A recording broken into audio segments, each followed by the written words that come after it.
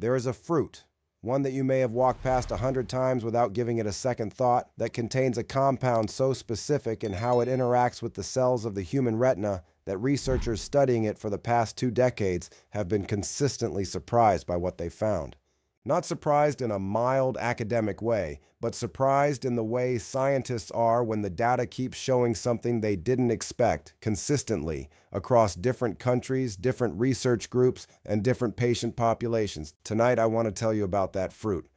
about exactly what's happening inside your eye that makes this relevant,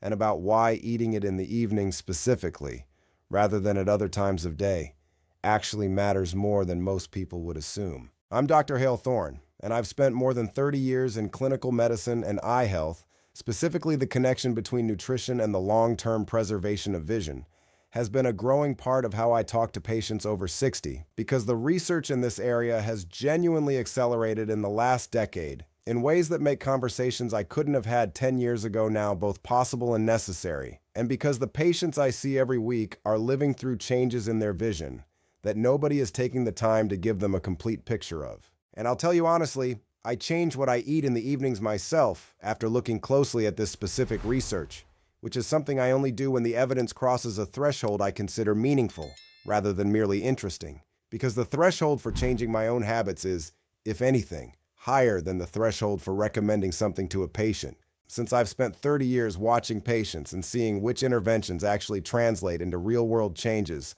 and which ones remain perpetually in the category of good intentions that don't stick. Before we get into it, I want to ask you something down in the comments. Tell me your age, and tell me honestly, what changes have you noticed in your own vision over the past 5 years?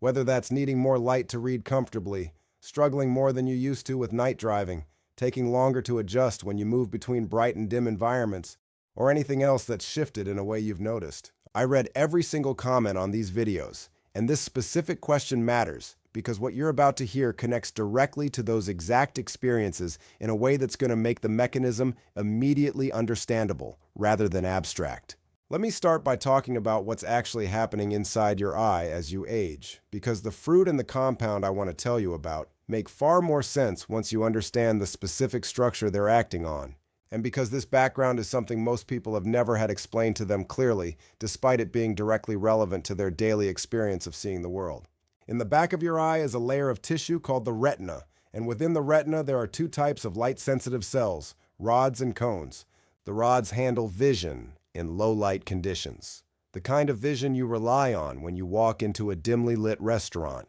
and need a moment to see your way to the table, when you're driving at dusk and the road ahead starts to lose its definition, when you wake up in the middle of the night and try to navigate without turning on a light. The cones handle detail, color, and the sharpness you depend on for reading, for recognizing a friend's face across a room, for seeing the small print on a label, for any task that requires the kind of visual precision that most people take completely for granted until it starts to become less automatic. Both types of cells are metabolically demanding in a way that almost no other cell type in the human body is, meaning they require a continuous, reliable, uninterrupted supply of oxygen and specific nutrients to function at their designed level of precision, and they are extraordinarily sensitive to any disruption in that supply, including the oxidative damage that accumulates across decades of constant light exposure from morning to night, year after year after year. Think of it this way. Your retinal cells are essentially running at maximum workload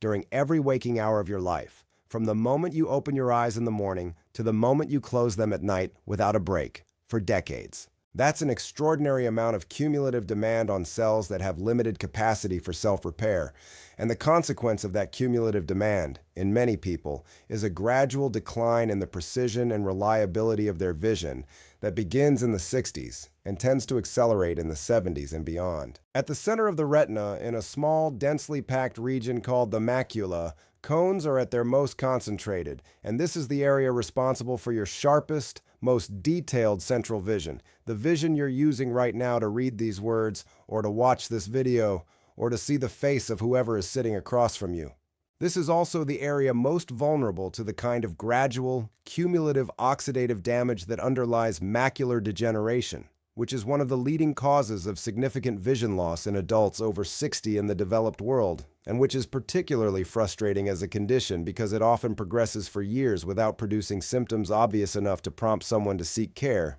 until a meaningful amount of function has already been lost. The macula also contains the highest natural concentration in the body of two specific protective pigment compounds, lutein and zeaxanthin, which are concentrated there precisely because their job is to absorb the wavelengths of light most damaging to retinal tissue and to neutralize the oxidative stress that constant light exposure would otherwise produce, essentially acting as internal sunglasses at a microscopic scale, placed precisely where the need is greatest. Now, the fruit I want to talk about today is not the one you might expect. Most conversations about eye health and nutrition go to blueberries or leafy greens, and those are genuinely valuable, and I've discussed them in other videos. Today I want to talk about something different, something that the research has been building a genuinely compelling case around for more than 15 years, and that is saffron. Not a supplement marketed as saffron extract, not a product claiming to deliver saffron's benefits in a convenient form, but the spice itself, saffron threads, the dried stigmas of the Crocus sativus flower, used in small amounts in food the way they've been used across Mediterranean and Middle Eastern cooking for centuries. The specific compound I want to focus on within saffron is called crocin, which is responsible for saffron's deep, distinctive golden orange color, and which has been studied with remarkable specificity for its effects on retinal cell function in research conducted across multiple countries, including Italy, Australia, and Iran, over a period of more than 15 years of accumulating evidence. Crocin does several things that are relevant to eye health, but the one that genuinely surprised researchers when it first appeared clearly in the data is this specific finding. In clinical trials involving patients with early to moderate age-related macular degeneration,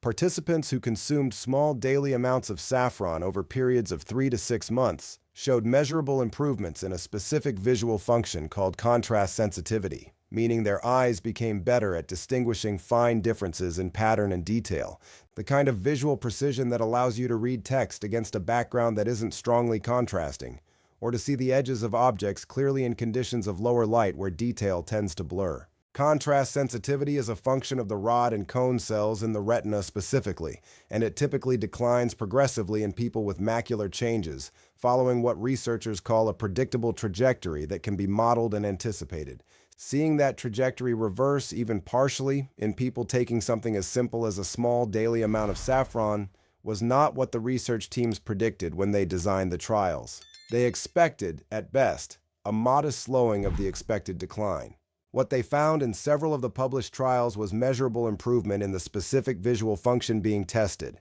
improvement confirmed not by patient self-report, but by standardized clinical testing instruments under controlled conditions in ophthalmology offices. This is a qualitatively different kind of evidence than most nutritional claims are backed by, and it's one of the reasons I consider it worth discussing seriously rather than dismissing as wishful thinking. The mechanism, as best as researchers currently understand it, involves crocin acting through at least two distinct pathways. First, as a potent antioxidant that is selectively active within retinal cells in a way that few other dietary antioxidants demonstrate, protecting the photoreceptors from the oxidative damage generated by constant light exposure. Second, as a compound that appears to directly support the survival and functional maintenance of photoreceptor cells, possibly through effects on the inflammatory signaling pathways that accelerate retinal cell damage and death in aging. There is also accumulating evidence that crocin supports the microvasculature of the retina, the tiny capillaries that deliver the continuous oxygen and nutrient supply those extraordinarily demanding cells require. And that improved microcirculation in this specific context translates to measurably better photoreceptor function. When you put these three mechanisms together, antioxidant protection, photoreceptor cell support, and microcirculation support, you have a compound acting on the retina through complementary pathways in a way that is mechanistically coherent and consistent with what the clinical trial results showed. Why the evening specifically, as the title suggests? This connects to something about how the retina functions across a 24-hour cycle that most people have never considered. The photoreceptor cells in your retina are among the most metabolically active cells in your body, specifically during the hours of light exposure, meaning they're burning through resources and generating oxidative byproducts continuously throughout every waking hour, and the repair and recovery of those cells happens predominantly during sleep. The overnight period is when the eye essentially restores itself from the oxidative load of the day, And having the protective and supportive compounds from saffron at meaningful concentration in your system during this repair phase, rather than metabolized and cleared before the repair phase begins, appears to offer additional benefit. Several of the researchers who have worked in this area have specifically noted the theoretical relevance of timing, though the clinical trials have generally not controlled for time of consumption in ways that would allow a definitive statement. So I want to be precise here that this reasoning is biologically plausible and consistent with what we know about retinal physiology, rather than definitively proven by a randomized trial that controlled specifically for that variable. Let me tell you about a patient of mine, a man named Harold, 72 years old, a retired civil engineer who'd built a 40-year career around extraordinarily precise visual work, reading architectural blueprints in small scale, examining structural drawings under time pressure, identifying discrepancies in technical documentation that other people missed. He'd taken his eyesight for granted in the way that people who depend on it completely often do, never thinking about it because it simply always worked, until he noticed, in his late 60s, that he was taking noticeably longer to adjust when he moved from a brightly lit space to a darker one, that reading in lower light required more conscious effort than it ever had before, and that the fine detail in documents he'd once read effortlessly now required him to move closer to the page more consistently than he liked. His ophthalmologist, during a routine annual eye exam, found early changes in the macula of both eyes, the kind of findings that don't require immediate intervention, but that do change the nature of subsequent exams from routine to monitoring, and that create in most patients a particular kind of quiet, persistent anxiety about where things are headed over the next 10 or 15 years. When Harold came to me looking for anything evidence-based that might be supportive in addition to what his ophthalmologist was doing, we had a long and genuinely interesting conversation about the nutritional research around retinal health. I walked him through what we've discussed today, the lutein and zeaxanthin picture, the omega-3 story, and then specifically the saffron research, which he was entirely unfamiliar with despite being someone who read technical literature and thought carefully about evidence. I was honest with him about exactly what the research showed and what it didn't show, which is something I consider important in these conversations because overselling a nutritional intervention to someone with a real condition creates a different and worse problem than simply not knowing about the intervention in the first place. What I told him was this: the research on saffron and contrast sensitivity in early macular degeneration is more consistent and more surprising than most of the nutritional research in this area. It has been replicated across multiple research groups in multiple countries. It involves measured clinical outcomes rather than self-report, and the biological mechanism is coherent. It does not reverse disease. It does not restore vision that has been lost, but it appears to support the function of cells that still have function to support,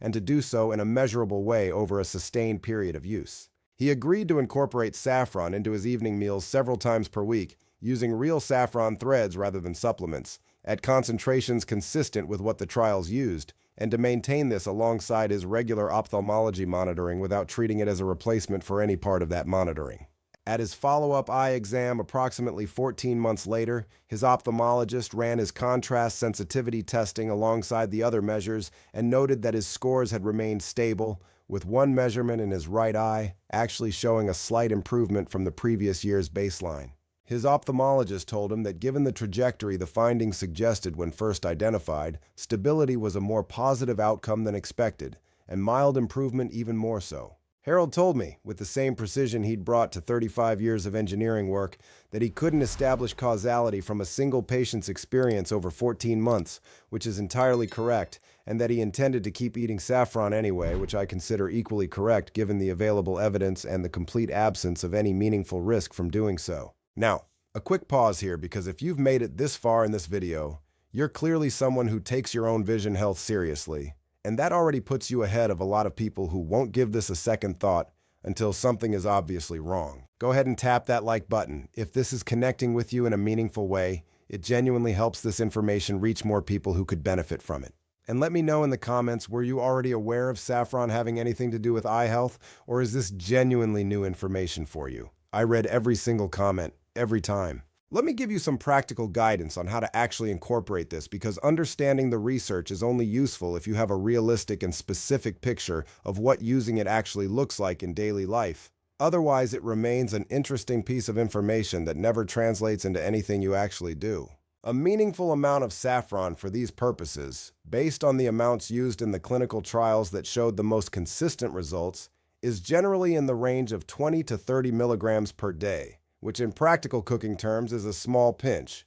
roughly a quarter teaspoon of loosely packed threads, a few individual saffron strands steeped in warm water and added to an evening meal. Saffron is expensive. It is genuinely the most expensive spice by weight, but the amounts required for this purpose are genuinely small, and a gram of good quality saffron, which typically costs somewhere between $5 and $15 depending on source and quality, can last several weeks at this level of daily use. The best preparation method, which matters more than most people realize for actually getting the crocin into your system, rather than leaving it concentrated in the threads themselves, is to steep the threads briefly in 1 to 2 tablespoons of warm water for about 15 to 20 minutes first, which releases the crocin into the water and distributes it far more evenly through whatever dish you're adding it to, and makes it substantially more bioavailable than adding the threads directly to a dish without this pre-steeping step. Rice dishes are the most obvious application, and saffron rice is a tradition across Mediterranean, Middle Eastern, and South Asian cuisines for exactly the reason that saffron distributes beautifully and uniformly through the grain when prepared with the pre-steeping method, coloring the entire dish that distinctive golden hue while distributing the active compounds evenly throughout. This is not a coincidence of culinary tradition. It's what happens when a preparation method has been refined over centuries around a spice that loses its value when handled incorrectly. Soups, stews, and braised dishes work equally well, and the flavor that saffron contributes at these concentrations is subtle enough that most people who are not specifically looking for it find it pleasant and rounded rather than dominant or overwhelming. If you don't cook regularly, saffron threads can also be steeped in warm water and consumed as a tea, which is a perfectly functional delivery method even if it lacks the culinary appeal of incorporating it into food. I want to be precise about what this is and what it isn't, because the framing of any conversation about nutrition and eye health needs that honesty, or it becomes misleading in ways that matter. Saffron and its primary compounds are not a cure for macular degeneration. They do not restore vision that has already been lost to retinal damage. The research supports a specific and limited claim that crocin appears to support retinal cell function, and that this support shows up as measurable preservation, and in some trials, modest improvement of certain visual functions in people with early to moderate macular changes over periods of several months of consistent consumption. This is genuinely meaningful because the alternative for most people in Harold's situation is simply watching things progress without any dietary intervention that has real evidence behind it. And the evidence here, while not at the level of pharmaceutical intervention, is considerably more rigorous than most nutritional claims that circulate about eye health online. I also want to emphasize something that remains as important as anything I've said today, which is that regular professional eye exams are the single most important thing a person over 60 can do for their long-term vision, because the conditions that respond best to early intervention are exactly the ones that develop silently and without obvious symptoms until they're already significantly advanced. Macular degeneration, glaucoma, and other retinal conditions caught early have far better management options available than the same conditions caught late. No amount of saffron, no nutritional intervention of any kind, substitutes for a professional looking at the back of your eye with appropriate instruments on a regular schedule. What saffron can do, based on what the research currently shows, is potentially provide meaningful support to the retinal cells you have, support that works alongside the monitoring and any treatment your eye doctor recommends, rather than instead of it. There is one other thing worth mentioning about the broader nutritional picture for eye health, because saffron doesn't work in isolation, and the research suggests it benefits from being part of a pattern of eating that supports retinal tissue generally, rather than serving as the only point of nutritional attention. Leafy greens, as I mentioned at the outset, are the richest dietary source of lutein and zeaxanthin, the two protective pigment compounds that are naturally concentrated in the macula and that serve as its first line of defense against photo damage. And eating them regularly, not just occasionally, maintains the concentration of these compounds in the macular pigment at the level where they can do their protective work effectively. Eggs, particularly the yolk, contain lutein and zeaxanthin in a form that the body absorbs considerably more efficiently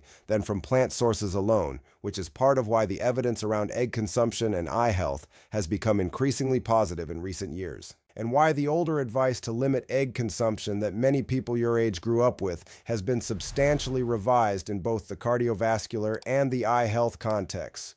Foods rich in omega-3 fatty acids, particularly the long-chain form called DHA that's concentrated in fatty fish like salmon, mackerel, and sardines, support the structural integrity of the photoreceptor cell membranes themselves, contributing to retinal health through yet another mechanism distinct from what the antioxidant and anti-inflammatory compounds are doing. Saffron fits into this broader picture as something with a specific and distinct biological mechanism, particularly that contrast sensitivity preservation finding that complements what these other nutrients are doing rather than duplicating it, which is exactly the kind of combination that tends to show additive benefit in the research. So here's what I want you to take away from today. If you're over 60 and you're concerned about your vision, whether because of existing findings at your last eye exam or simply because you've noticed changes in how things look to you that feel different from a few years ago, and most people over 60 have noticed something if they're honest about it, consider two specific and actionable things.